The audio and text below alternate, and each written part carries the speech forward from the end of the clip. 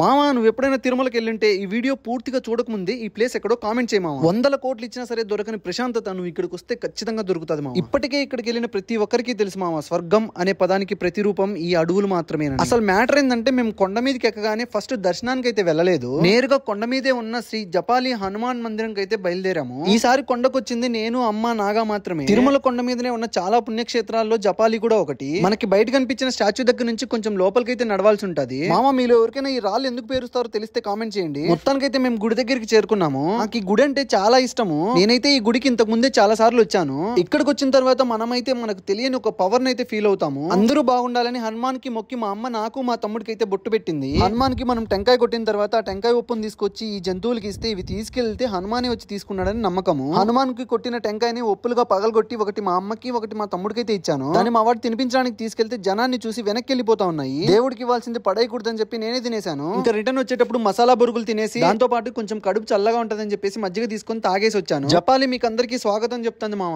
ఈసారి వెళ్ళినప్పుడు ఖచ్చితంగా దర్శించుకోనండి. అట్లే మన ఛానల్ ఇప్పటి వరకు సబ్స్క్రైబ్ చేయకపోతే సబ్స్క్రైబ్ చేసుకో మామ, ఫాలో అవ్వకపోతే ఫాలో మామ ఇన్స్టాలో.